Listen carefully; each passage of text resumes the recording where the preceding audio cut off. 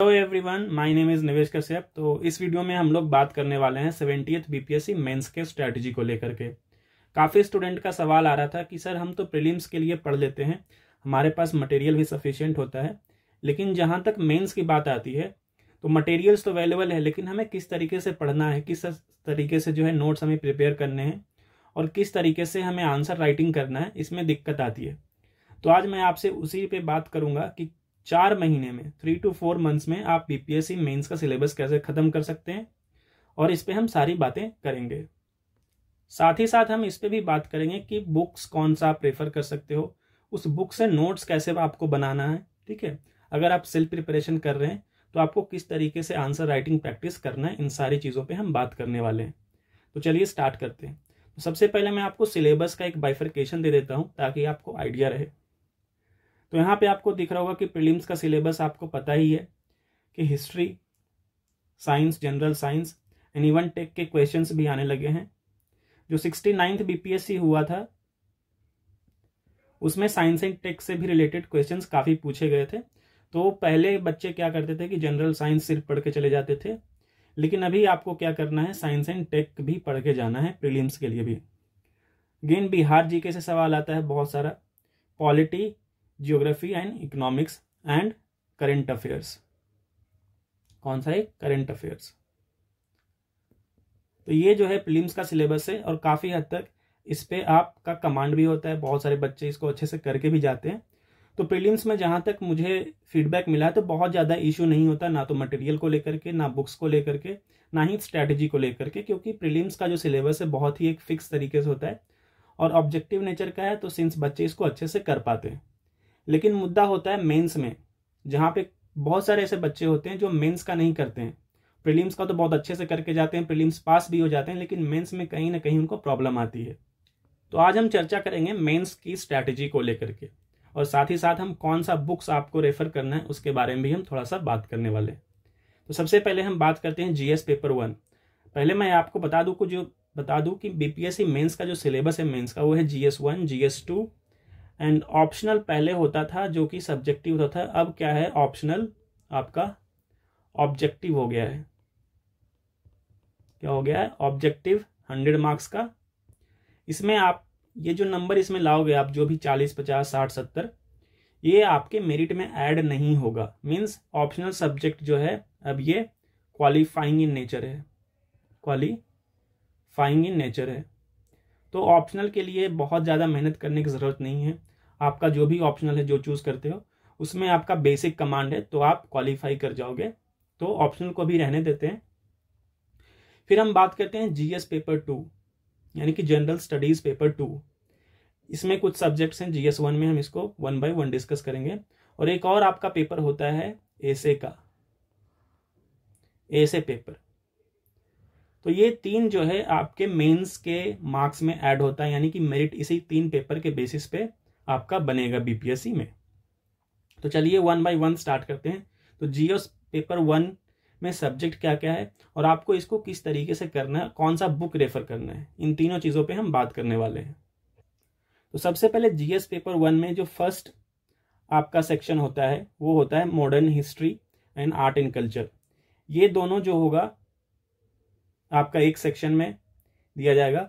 Modern history specially जो है 1857 से लेकर के आपका 1947 तक के जो भी इंपॉर्टेंट इवेंट्स हुए हैं, स्पेशली रिलेटेड टू बिहार और इंडियन नेशनल मूवमेंट, इन सब से क्वेश्चन पूछा जाता है।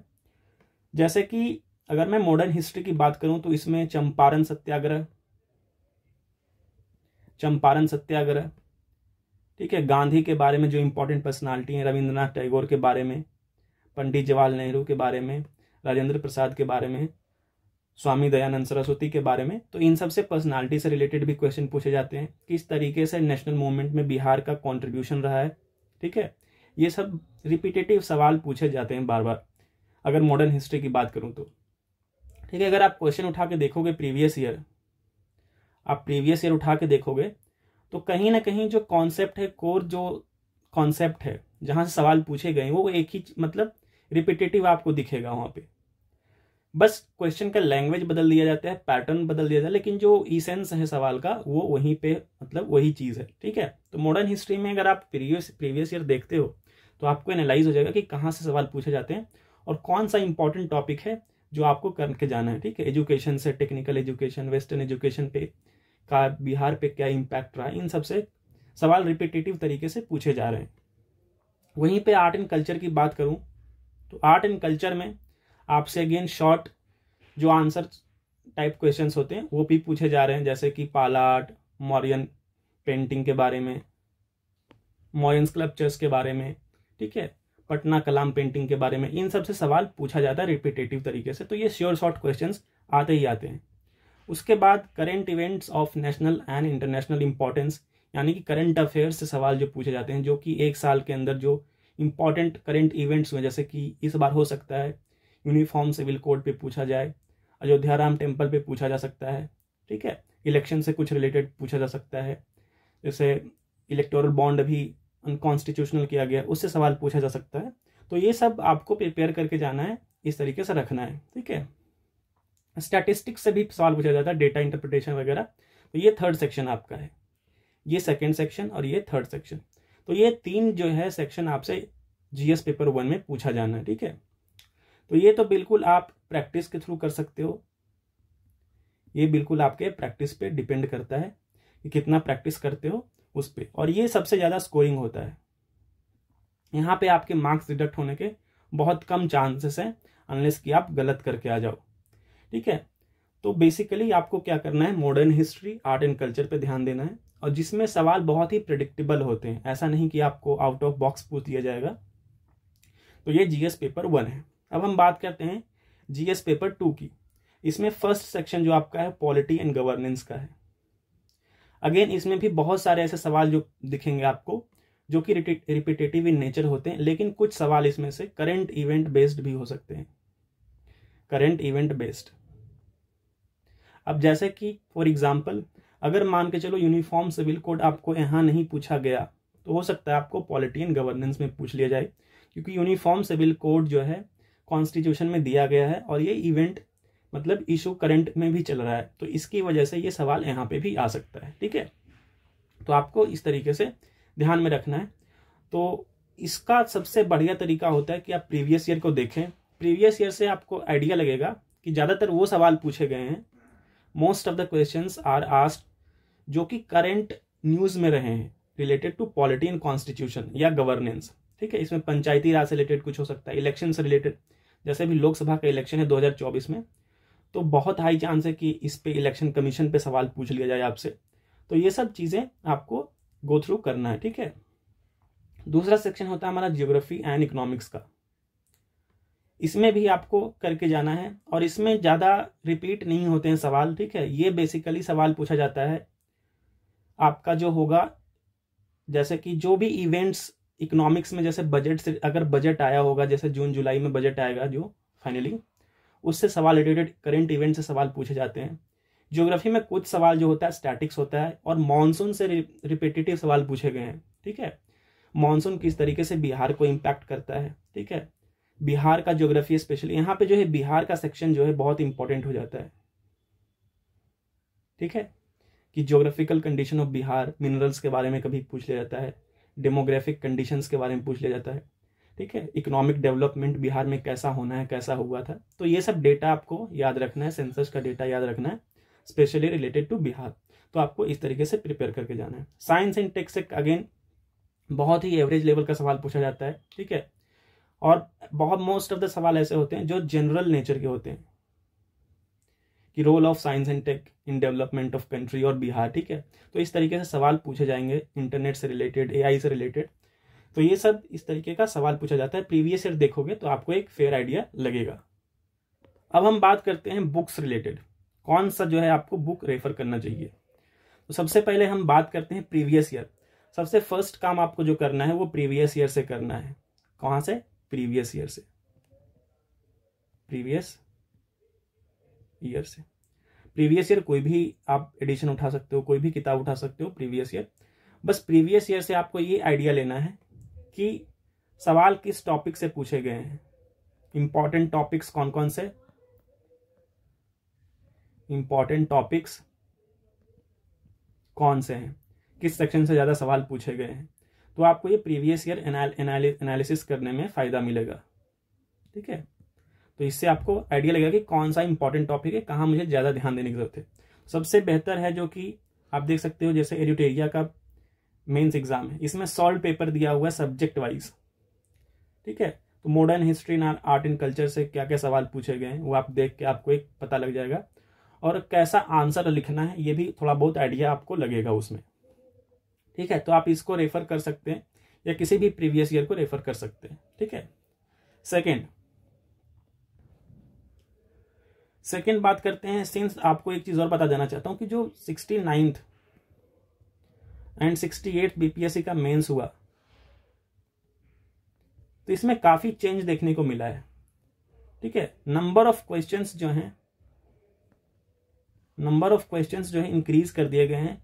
यानी कि जो यूपीएससी का जो सिलेबस है, पैटर्न है मेंस में पूछने का, डिफिकल्टी लेवल की बात नहीं कर रहा हूं, लेकिन हाँ कहीं ना कहीं हम उसी तरफ बढ़ रहे हैं। तो जैसे यूपीएससी में नंबर ऑफ क्वेश्चंस ज्यादा होते हैं, उसी तरीके से इसमें बीपीएससी में भी क्या किया है कि short question and long question को मिला के ऑलमोस्ट आपका 20 क्वेश्चन बनता है। पहले बहुत कम पूछा जाता था, सारे लॉन्ग आंसर्स होते थे, तो लोग करते थे। अब क्या है, 3 आवर्स में आपके 20 क्वेश्चंस आपको करने हैं। ठीक है, भले ही शॉर्ट आंसर है लेकिन लिखना तो आपको है ही। तो मान के चलो कि 20 क्वेश्चन 3 घंटे में करना बहुत ही डिफिकल्ट होता है, आपका क्वेश्चन छूटने का चांस होता है अगर प्रैक्टिस नहीं है तो सबसे, और जो लेवल ऑफ क्वेश्चन है, डिफिकल्टी जो कॉन्सेप्चुलाइज किया गया क्वेश्चन को, कहीं ना कहीं यूपीएससी लेवल की तरफ बढ़ रहा है। तो उससे सबसे बेहतर तरीका क्या होता है एग्जाम को प्रेडिक्ट करने का। अगर आप प्रीवियस ईयर देखोगे, अगर मैं इस किताब की बात करूं तो इसमें 1-2 साल पहले से पहले जो पैटर्न था वही वैसा क्वेश्चन पूछा जा रहा था, उसी को देखोगे। लेकिन आपको क्या करना है कि 69th और 68th बीपीएससी जो हुआ है उसके क्वेश्चन को देखना है। आप ये पाओगे कि बहुत सारे ऐसे कॉन्सेप्ट्स हैं और जो सवाल पूछने का तरीका है वो डायरेक्टली यूपीएससी जैसा है। यानी कि बीपीएससी जो है यूपीएससी के ट्रेंड को फॉलो कर रहा है।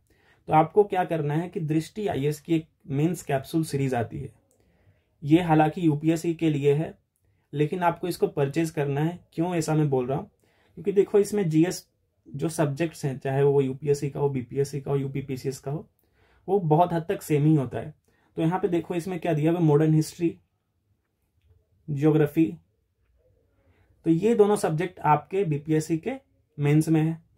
यहां से क्या करना है, ये बुक की खास बात क्या है कि इस बुक में क्वेश्चन आंसर के फॉर्मेट में सारा मॉडर्न हिस्ट्री कवर किया गया है। कंप्लीट मॉडर्न हिस्ट्री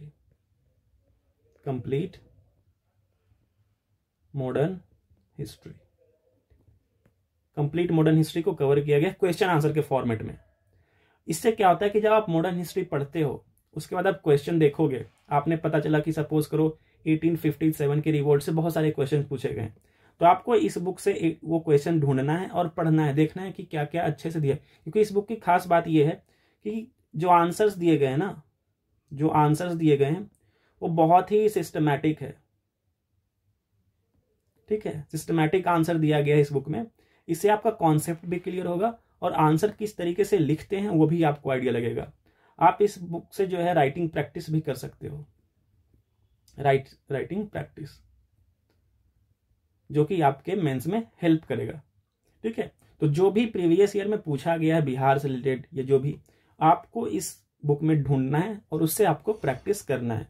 इससे क्या हुआ कि आपकी जो राइटिंग स्किल्स है वो इंप्रूव होगी। ठीक, सेकेंड बुक है देखो पॉलिटी एंड गवर्नेंस। ये भी जो है आपका मेंस का सिलेबस है और सेम इसी तरीके से आपको क्वेश्चंस ढूंढने हैं, क्योंकि पॉलिटी में जो है क्वेश्चन बहुत, मतलब दोनों बुक में आपको सेम ही देखने को मिलेगा, चाहे वो एडिटोरिया में हो या फिर इसमें हो। क्योंकि प्रीएम्बल से क्वेश्चन पूछे जाते हैं, फंडामेंटल राइट से पूछे गए हैं, fundamental duties, president, prime minister, governor. ठीक है, कॉलेजियम सिस्टम से, इन सब से रिलेटेड क्वेश्चंस आपको मेंस में रेगुलरली देखने को मिलते हैं। तो आपको इस बुक से ढूंढना है और प्रैक्टिस करना है, क्योंकि प्रैक्टिस ये एक ऐसी चीज़ है जो आपको मेंस में एज देगी बाकी लोगों से। जितना ज़्यादा प्रैक्टिस करोगे, जितना बढ़िया आपका नोट्स बना होगा आंसर्स का, ठीक है, उतना बढ़िया आप वहाँ पे लिख पाओगे। ठीक है, तो ये हमारा था। और इसका जैसे ये 5 सीरीज है, 5 बुक की सीरीज आती है इसकी, 5 बुक सीरीज है ये। तो यहाँ पे सैंपल के लिए मैंने आपको 2 दिया है। जो भी सब्जेक्ट बचा हुआ है, जैसे इकोनॉमिक्स इसमें कवर नहीं है तो इकोनॉमिक्स वाला आप खरीद के वहां से कर सकते हो। अब हम बात करते हैं ए से कैसे करना है। ए से, तो ए से का मैं आपको 2 तरीका बताऊंगा सबसे बढ़िया। पहला तरीका होता है ए से वहां से पूछा जाए, ए से 3 सेक्शन में पूछा जा रहा है बिहार से। एक होता है करंट इवेंट से रिलेटेड, यानी करंट अफेयर से रिलेटेड। एक होगा फिलॉसफी वगैरह से रिलेटेड, फिलॉसफी से रिलेटेड। और थर्ड होता है किसी भी एक स्टैटिक टॉपिक पे या फिर किसी मतलब मुहावरे पे बेस्ड ऐसे पूछा जा रहा है। ठीक है, तो फिलॉसफी वाला जो टॉपिक है ये कवर होता है जब आपका जो नॉलेज डायनामिक्स वो बहुत ही वाइड होगा, यानी कि जब आपकी अंडरस्टैंडिंग बहुत ही अलग अलग लेवल पे सोचती है, तब आप इस टॉपिक को अच्छे से लिख पाते हो। लेकिन वहां तक पहुंचने के लिए आपको जो है सब्जेक्ट का नॉलेज होना बहुत ही जरूरी है। Static subject plus current subject, current events, इसके लिए आपको ये नॉलेज होना जरूरी है। ये कैसे होता है, करंट अफेयर्स आपने स्टैटिक सब्जेक्ट्स तो पढ़ा ही पढ़ा है, उसका नॉलेज आपके पास है। साथ ही साथ में देश दुनिया में क्या चल रहा है फिलहाल में करंट इवेंट्स में, उसका भी नॉलेज प्लस डेटा इंपॉर्टेंट जो एजेंसी जो डेटा रिलीज करती है उसके बारे में भी आपको पता होना चाहिए। तो ये इससे आपका जो फर्स्ट वाला जो पार्ट है वो कवर हो जाएगा। और करंट इवेंट आप कर रहे होगे आप स्टैटिक चीजें पर, तो एक ऐसे तो आप अच्छे से लिख पाओगे, ये गारंटी है।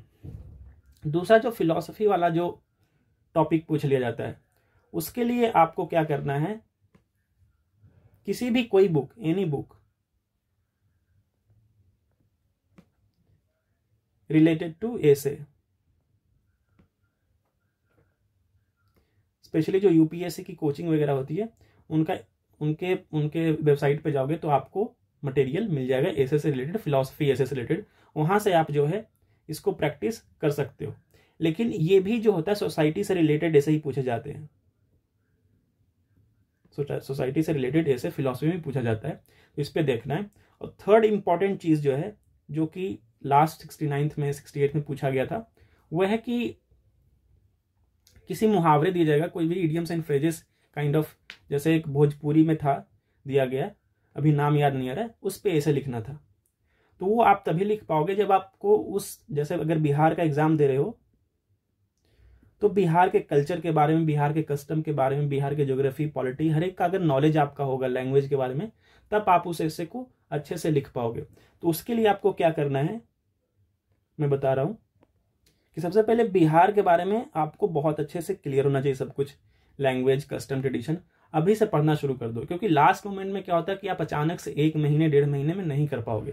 तो अभी से बेसिक बिहार के बारे में कभी भी टाइम मिले तो अपार्ट फ्रॉम जो आप सब्जेक्ट में पढ़ते हो उसके अलावा क्या, जैसे डांस क्या क्या होता है, कल्चर कैसा है, अलग अलग लैंग्वेज के बारे में, उन सब के बारे में पढ़ने लगोगे तो आपको एक फेयर आइडिया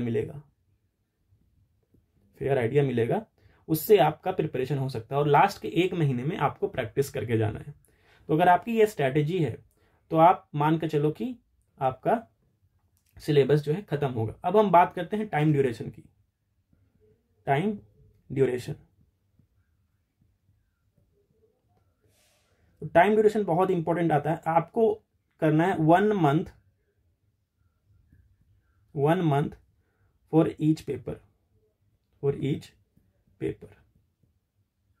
1 मंथ GS1 के लिए, GS2 के लिए एंड ऐसे। तो इसके लिए आपको टोटल 3 to 4 मंथ में आपका सिलेबस टारगेट करना है कि खत्म करना है। और आप अगर एक क्वेश्चन हर दिन भी लिखते हो, प्रैक्टिस करते हो, ठीक है, तो मान के चलो कि 3 महीने में आप 90 to 100 क्वेश्चन आप प्रैक्टिस कर चुके होंगे। और इतना क्वेश्चन प्रैक्टिस करके जाने के बाद ऐसा नहीं हो सकता है कि आप मेंस में लिख नहीं पाओ, या आपको क्वेश्चन समझ में नहीं है, या फिर क्वेश्चन कहीं बाहर से आ जाए। ऐसा नहीं होगा। क्योंकि इसलिए बोल रहा हूँ क्योंकि 90 to 100 क्वेश्चन करने के बाद जो है इंसान में इतना कॉन्फिडेंस डेवलप हो जाता है कि बाकी अगर क्वेश्चन आउट ऑफ बॉक्स भी क्वेश्चन आते हैं तो उसको भी टैकल कर सकता है, क्योंकि आपके पास नॉलेज होगा, आपके पास अंडरस्टैंडिंग होगी। और सबसे इंपॉर्टेंट चीज कि लिखना कैसे है, हाउ टू राइट, ये स्किल आप डेवलप कर चुके होंगे। तो रिवीजन करने में भी, जैसे प्रीलिम्स के बाद आपके पास ऑलमोस्ट 3 मंथ का टाइम होता है, उस 3 मंथ में आप रिवाइज भी कर सकते हो, और जो क्वेश्चन लगता है कि ज्यादा पूछा जा रहा है बार बार, उसको आप दोबारा प्रैक्टिस भी कर सकते हो। तो इस तरीके से 3 महीने में आपको स्ट्रेटेजी, एक क्वेश्चन डेली, ठीक है, करना है। तो 90 to 100 क्वेश्चन अगर आपने मेंस के लिए लिख लिया है तो बिलीव मी कि आप मेंस में कभी भी जो है पीछे नहीं रहोगे। और इतना ही नहीं, अगर ये 3 महीने में, इन 3 to 4 मंथ्स में अगर आपने मेंस का सबसे पहले करना है आपको, तो आपका इसमें बहुत ऐसा सब्जेक्ट है जो प्रीलिम्स का कवर हो चुका होगा। ठीक है, जैसे हिस्ट्री, मॉडर्न हिस्ट्री आपको ऑलमोस्ट कवर हो चुका होगा। ठीक है, अगेन पॉलिटी आपका ऑलमोस्ट कवर हो चुका होगा। साइंस एंड टेक करोगे तो साइंस तो आपको अलग से पढ़ना पड़ेगा। ज्योग्राफी, इकोनॉमिक्स, ये सब भी बहुत हद तक कवर हो चुका होगा। तो मेजर चंक जो है आपका प्रीलिम्स का भी कवर हो चुका होगा बहुत अच्छे से। तो ये स्ट्रैटेजी है, इसको आपको अच्छे से इंप्लीमेंट करना है। बाकी इस वीडियो में इतना ही। कुछ पूछना हो तो कमेंट सेक्शन में हमें पूछ सकते हैं। बाकी thank you and have a nice day.